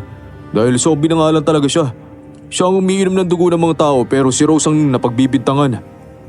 Darwin, alam na rin ni Popoy ang tungkol sa akin. Kaya wala nang dahilan para itago ko pa sa kanya dahil marami na rin siyang natutuklasan. Ikaw ang bahala kung may tiwala ka nga talaga sa kanya. Basta ako, iniingatan ko lang na walang makaalam na isa kang mandurugo. Natatakot lang ako sa maaaring pwedeng gawin nila sa'yo. Darwin, naiintindihan kita. Salamat at palagi ka nandyan. Pero may tiwala ako kay Popoy. Kaya nagpapasalamat ako sa inyong dalawa. Nga pala, darating pala yung tiyuhin mo bukas, Rose. Si Kuya Juan ba yung tinutukoy mo? Siya nga. Oh, paano mo siya nakilala? Matagal ko na siya kilala. Mabuti na lang darating siya. Malaki ang maitutulong niya sa atin para mapatay ang aswang na Amalanhig na yan. Ang tanong ko lang, bakit tinatago ni Aling Perla ang Amalanhig? Anong ugnayan niya dito? Samantalang sabi niya sa akin, tatay daw yun ni Rose. Ginagamit niya ang nilalang na yun para kontrolin ang baryo. May malalim siyang dahilan. Ang matandang yun, umaas ng biktima. Pero ang totoo, siya mismo ang pasimuno ng lahat.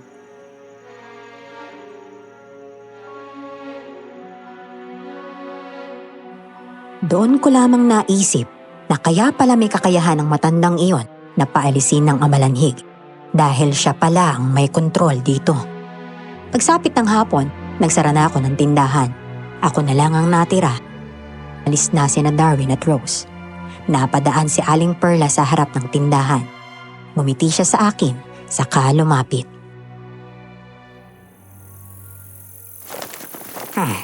Alam mo, magpasalamat ka at may naaawa pa sa'yo, Popoy. Ikaw lang naman ang dahilan kung bakit hindi namin mapatay-patay ang Rose na yan.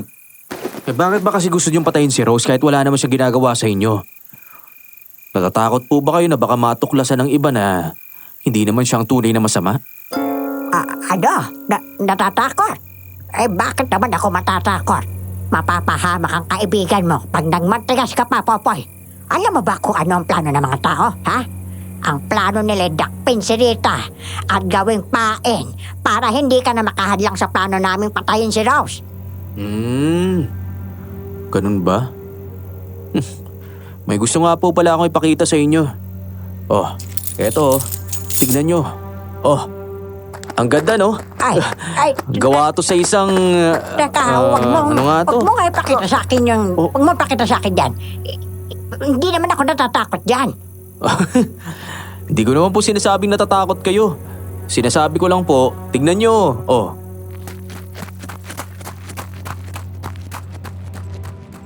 Mabilis siyang tumakbo palayo sa harapan ko. Hindi ko rin maintindihan kung bakit siya natatakot. Ang alam ko, hindi naman siya aswang. Dumiretso ako sa bahay ni Rita ng araw na yon. Doon ko planong matulog para maikwento ko sa kanya ang lahat ng nangyari nang makita namin ang Amalanhig. Pero galit na galit si Rita sa akin.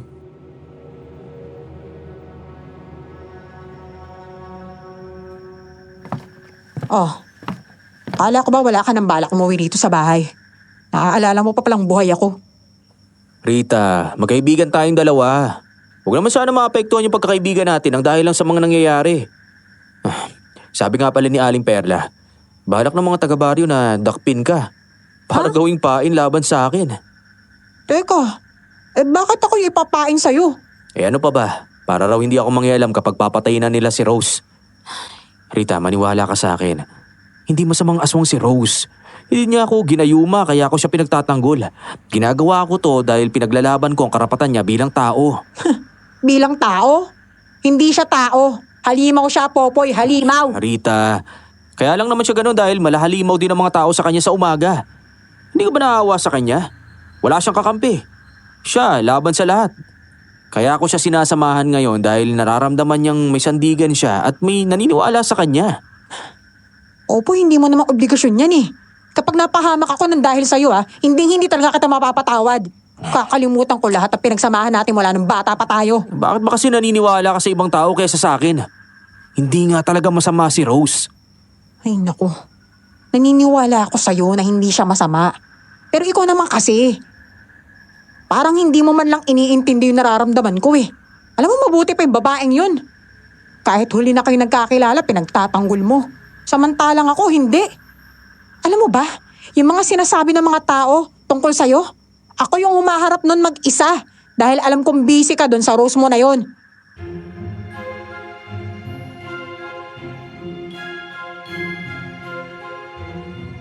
Bumuntong hininga na lamang ako at hindi na sumagot pa. Naiintindihan ko ang gusto niyang ipahiwatig, ang nararamdaman niya para sa akin. Pero hindi ko mapilit ang sarili kong mahalin siya, lalo na't may mahal na akong iba, si Rose, na kahit walang kasiguraduhan, handa akong ipaglaban. Pagsapit ng umaga, hinintay namin si Kuya Juan doon sa tindahan. Nagtaka siya nang makita niya ako roon.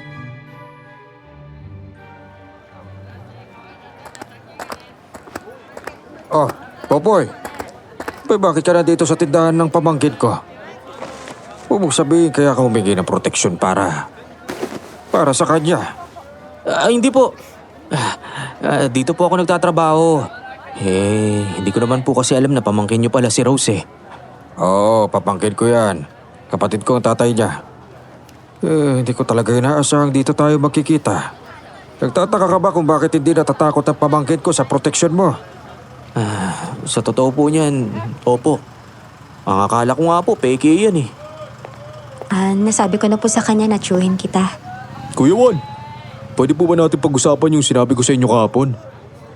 Oo. Maupo na kayo at makinig. Nalaman ko na kung sino ang aswang na amalanhig na umaatake sa baryong ito. Nabuhay siya dahil sa itim na ritual na masamang mangkukulam. Ha?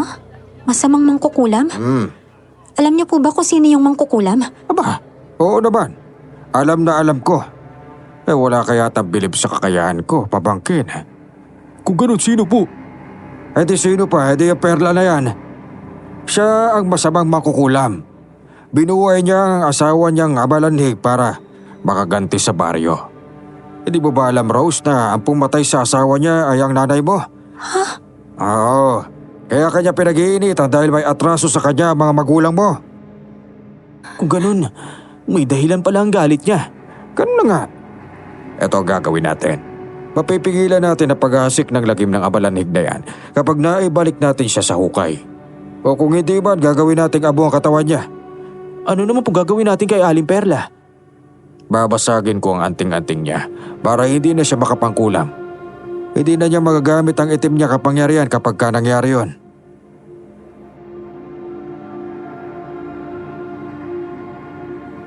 May dala siya ng mga gamit para sa ritual laban sa mangkukulam na si Aling Perla. Habang isinasagawa niya yon, abala rin kaming mag-isip ng paraan kung paano muling maibabalik sa hukay ang amalanhig.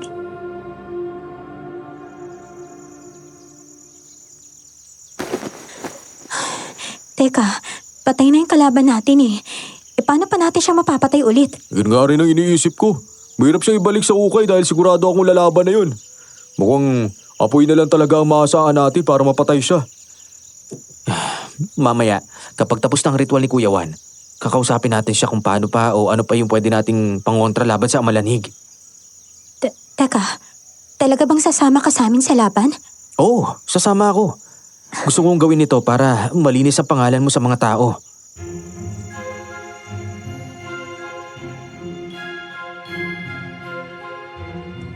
Nang matapos ang ritual, saka kami muling nag-usap.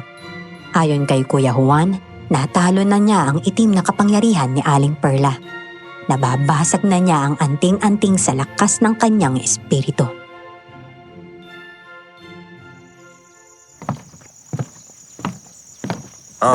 Lalaban pa sa akin si Perla. Hindi nga umabot sa kalahati ng lakas niya, lakas ko. Mas mabuti nang bumagsak siya kagad bago natin harapin ang amalanhig. Ay, mabuti naman po kung ganon. Saka nga po pala, ano pa po yung mga bagay yung pwede nating ilaban bilang pangontra sa amalanhig? Numero unong kahinaan nila ay tubig. Takot yan sa mga tubig. Yan ang una natin gagamitin pangontra sa kanya. Mamayang gabi, sasalakay siya kaya kailangan natin makapaganda. Ang mga malandig, hindi rin makakaakyat sa matataas na lugar. Wala rin sila kakayaang humabol sa biktima kapag pasuray-suray ito o parang sigsag ang takbo. Mag-iimbak na po ba tayo ng maraming tubig? Oo, sige. Tutulong na rin ako sa pagbubuhat ng maraming tubig at ilalagay natin ito sa tindahan. Sigurado ako, gaganti si Perla sa ginawa ko sa kanya. Kaya sigurado sasalakay ang malanhig dito sa tindahan. Nasa ilalim pa ng itim niya kapangyarihan ng halimaw na yun kaya susunod yun sa kahit anong utos niya. Maganda rin kayo na maraming gas. Kapag napatumba natin ang amalanhig, sisindihan natin ang kumag. Sige po.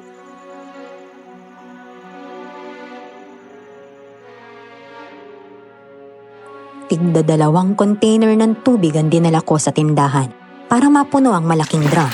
Si Darwin naman, naghanap ng maraming gas sa baryo. Nagtataka ang mga tao sa ginagawa namin. At ang naglakas loob lang na mag-usisa ay si Mang Dado. Hinarap siya ni Kuya Juan at sa bawat tanong niya, binabara siya ng lalaki.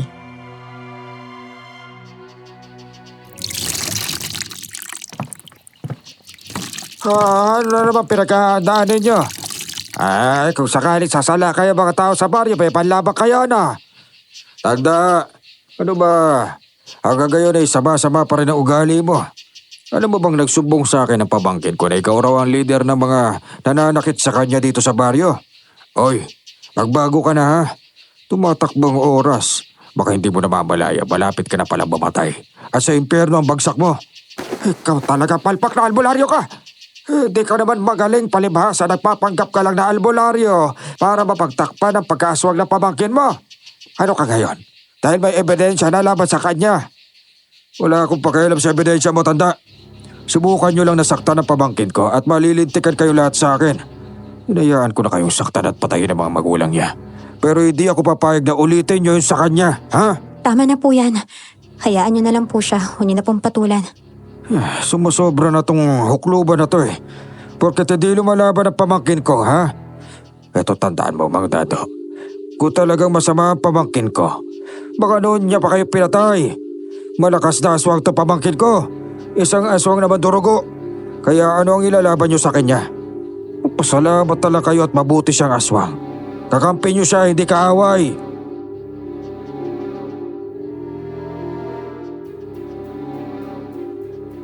Nang sumapit ang dilim, doon na kami naghanda para sa paparating na amalanhig. Naririnig na namin ang malalakas na sigawan ng mga tao sa baryo. Hawak ko na ang balde na may lamang tubig para maibuhos ko agad sa amalanhig sakaling magharap na kami. Kinausap ni Rose ang kanyang tiyuhin para makapagpalit anyo bilang aswang, pero hindi siya nito pinayagan.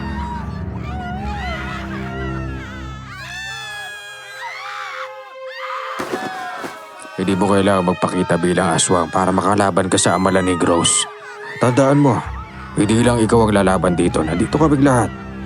Pero kailangan po ng isa sa atin na may lakas na kayang pantayan yung amalanhig eh. Ako lang po yung makakagawa nun. Wala ka pagtiwala sa akin. May kakayahan akong katumbas ng isang amalanhig. Hindi ba pisikal pero espiritual. Kaya-kaya ko yung pahinain gamit ang dasal ko.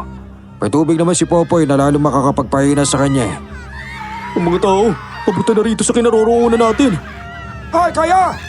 Ito na ba ang pinaghahandaan ninyo kanina? Nandito na ang halimaw. May halimaw! Huwag kayo lalayo. Dito lang kayo ah. Gagawin po namin yung lahat para maprotektahan kayo. Magtiwala lang po kayo sa amin. Kung sino man ang gusto tumulong sa amin, halika na kayo! Kailangan namin ng mga tao tutulong sa pagsaboy ng tubig sa aswang na malanig.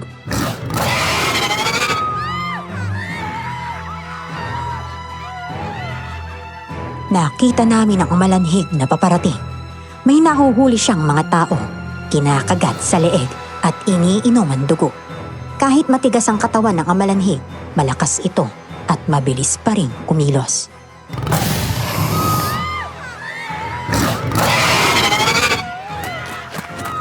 Nelia, halika rito. Dito tayo. Tutulong tayo sa kanila para mapatay ang halimaw na yan. Ang tawag dyan ay aswang na amalanhig. Si Aling Perla, dinaanan ko siya sa bahay niya.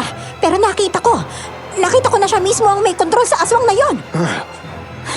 Ngayon, alam na po ninyo kung sino talaga yung tunay na traidor. Si Aling Perla po talaga yung totoong salarin kung bakit may namamatay sa baryo. Maganda na kayo! Papalapit na yung aswang!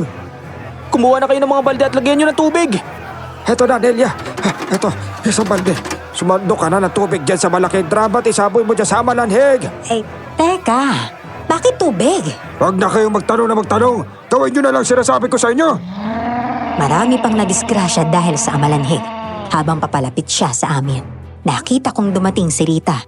Nahuli siya ng amalanhig, kaya tumakbo ako papalapit habang dala ang timba na may tubig.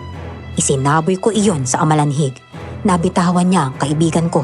Pero sumagi ang mga kuko ng amalanhig sa leeg niya, kaya naman nasugatan si Rita. Tulungan nyo kami! Nangihina siya sa tubig! Popoy! Umatras ka na! Malakas siya! Huwag kang mag-alala, nandito kami! Sabuyan nyo siya ng tubig ba't gagawa ko ng ritual. Eto na, eto babagay sa'yo ng halimaw ka. Hindi kami papayag na matalo mo kami! Mga kasama dito! Mga kasama! Dito kayo! Tingnan ninyo! Nanghihina na yung amalanhig sa tubig! Pagtulungan tayo para mapatay natin siya! Tama!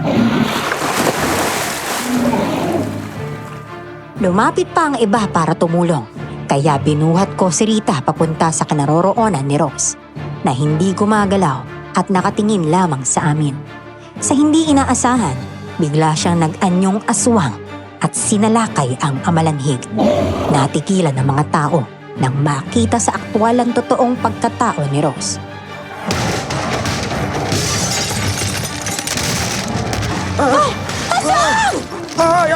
Ayan na, naging aswang na si Rose!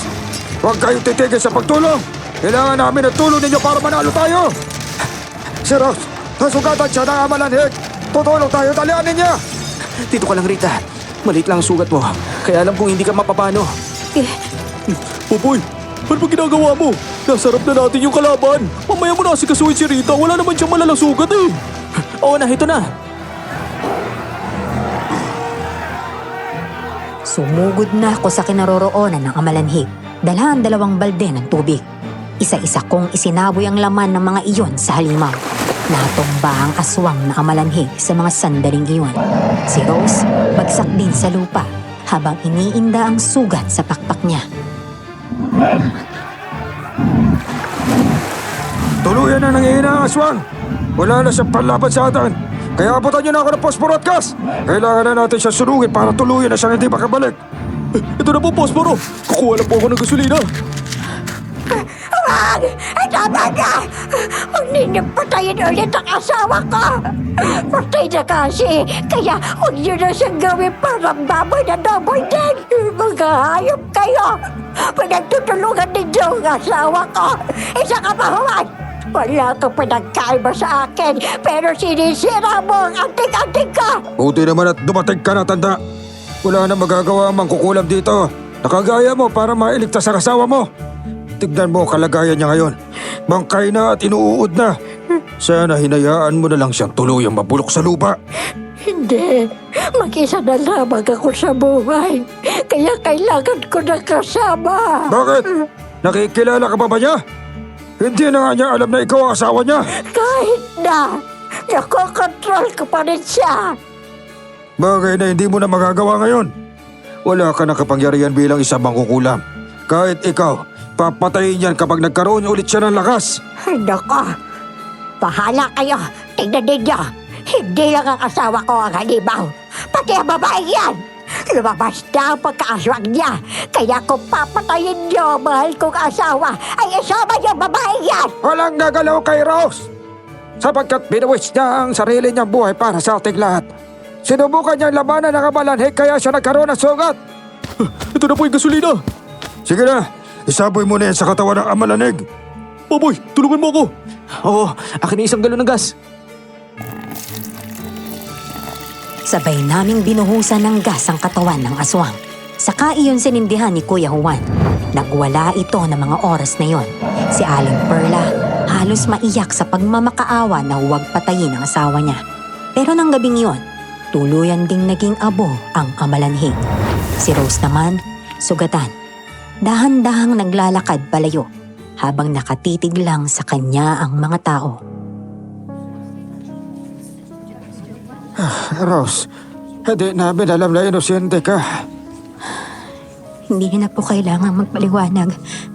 Gaya ng lagi ninyong hinihiling. Aalis na lang po ako sa baryong to. Tama nang napatunayan ko sa inyo na hindi po ako yung tunay na halimaw na gumagawa ng masama. Kaya kong mag-anyong halimaw pero hindi po halimaw yung kalooban ko. Patawarin mo na kami ha. Ikaw kasi Aling Perla eh. Ikaw na lang ang lumaya sa baryong to. Bumalik ka na sa lugar kung saan ka nararapat. Hindi ka na babagay dito, isa kang traidor. Abay, hindi ko kayo mapapatawad. Kahit ano pang mangyari, hindi ko kayo mapapatawad lahat. Ay bakit humihingi ba kami ng tawad sa'yo? Bakit naman kami hihingi ng tawad? Ano ba kasalanan namin? Ikaw ang may sala ng lahat. Nilinlang mo ang buong baryo sa pamamagitan na kunwaring takot-takot ka. Kaya hindi ka nila pinag-iinalaan, ano? Minalas ka lang talaga dahil nahuli yung sekreto mo eh.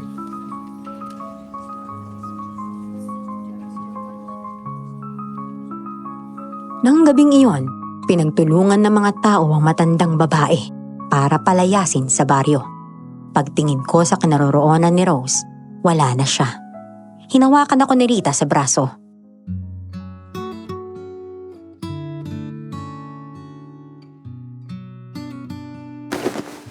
Uy, hindi mo na kailangan malungkot. Alam naman niyang hindi kayo nababagay eh, kaya siya umalis. Papoy, alis na kami ha. Sa bahay ko muna pumunta si Rose. Bukas ng umaga alis kami para lumipat sa kabilang bayan. Sabihin niyo po sa kanya, hintayin niya ako sa bahay niyo po bukas. May mahalaga akong sasabihin sa kanya. Pagsabi rin kay Rose na saan man siya pupunta, ipagdarasal ko siya. Mukhang ito na rin ang huling pagkakataon na magkikita kami. Babalik ako sa Maynila dahil naghihintay na doon ang nobya ko. Nakapagpaalam ka na sa kanya kaya naiintindihan niya kung bakit ka aalis.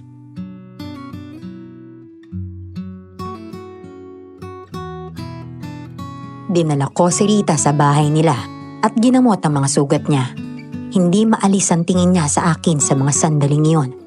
Pero ang laman ng isip ko ay si Rose. Ayokong mawala siya nang hindi niya man lang nalalaman na mahal ko siya.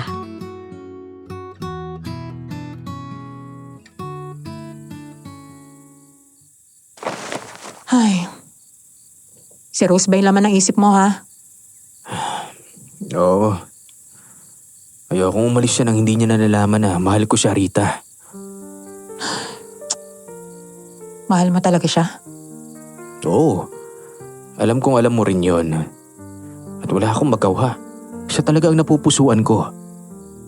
Maniwala ka, pinilit kong mahalin ka pero hindi ko talaga kaya. Parang kapatid lang talaga ang kaya kong ibigay sa'yo. Hanggang ganun lang. Ano bang meron yung babaeng yun na wala ako ha? Alin yung pagkaaswang niya, ha? Yung ba yung nagustuhan mo? Popoy, labo naman eh.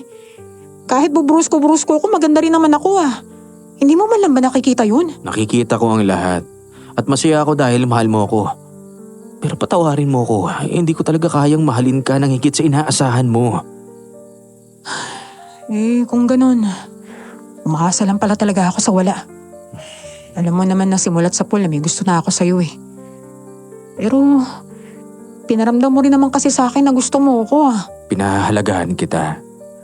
Pinahalagahan kita dahil mahalaga ka sa akin bilang kaibigan. Kung ganun, sana mapatawad mo pa rin ako. Ay naku, alam mo, umalis ka na lang. Layuan mo na lang ako. Ka na muna magpapakita sa akin ah. Gusto ko makalimutan ka na. At hindi ko magagawa yun kapag umaaligid ka pa sa akin. Sige na, Puntahan mo na yung babaeng mahal mo.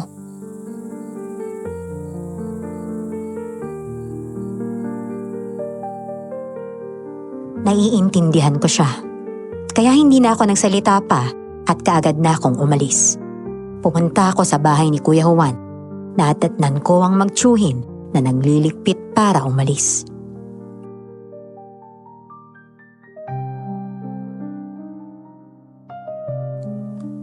Sige na, sige na.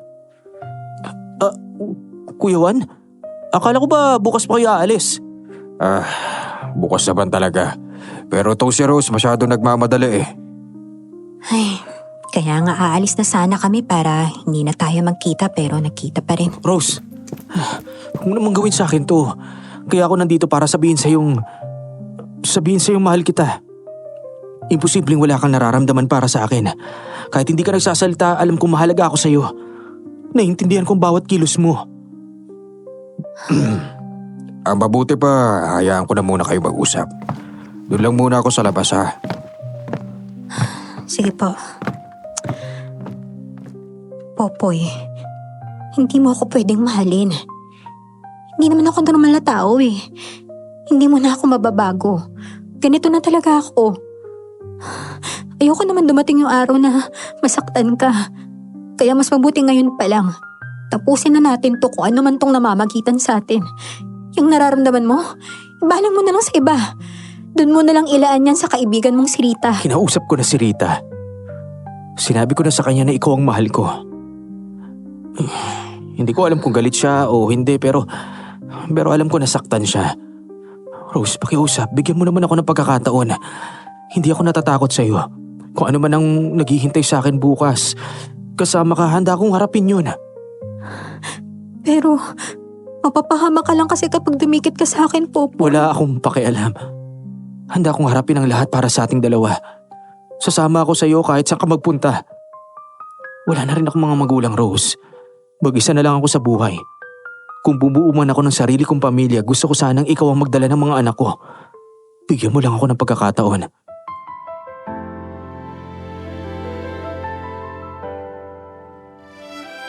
Hindi siya nakasagot, kundi nakatitig lamang siya sa mga mata ko. Alam kong inaaral niya mula sa aking mga mata kung nagsasabi ako sa kanya ng totoo.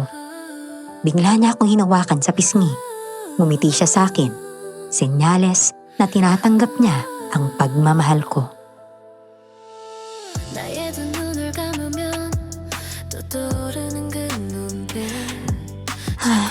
Sige. Kung gusto mo talagang sumugal, ikaw ang bahala. Basta pinagsabihan na kita ha. Hindi mo na talaga ako mababago, Popoy. Hindi kita mamahalin para baguhin ka. Minahal kita kung ano ka. Tanggap kita ng buong buo, Rose. Mula ulo hanggang paa, mahal na mahal kita. Kung ganon, isasama kita sa kabilang bayan, ha? Doon tayo mamumuhay. Doon tayo magsisimulang muli. Kakalimutan natin ang lahat-lahat ng nangyari dito. Popoy, maraming salamat ha. At gusto kong marinig mo na mahal din kita. Natatakot lang talaga ako iparamdam sa'yo nung una na mahal na kita eh. Dahil baka hindi mo ako matanggap. Ano ka ba? Tanggap na tanggap kita. Salamat. Ano, tapos na ba kayong mag-usap? Opo. Tapos na po. Pasensya na po ha. Isasama ko po si Popoy sa atin. Gusto ko na pong bumuo ng sarili kong pamilya kasama yung lalaking to eh. Kilala ko yan si Popoy. At alam kong hindi ka magsisisi sa desisyon mo. O tara na, maglakad na tayo ha. Excited na akong mabuhay kasama ka, Rose. Ako rin.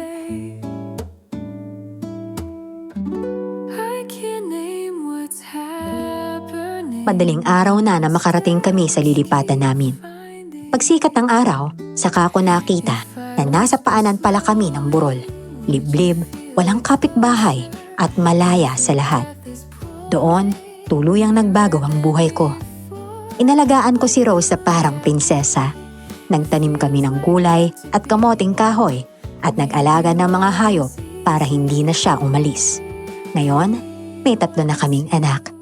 Masaya ang buhay namin sa paanan ng burol tahimik at walang chismis. Hanggang dito na lamang po ang aking kwento. Nawa ay marami kayong natutunan na ang tunay na pagmamahal ay pinaglalaban at hindi kailanman sinusukuan. Maraming salamat po at more powers pa sa inyong channel. Muli, ako si Popoy at ito ang aking kwento. Time. Every grin becomes a song. Stay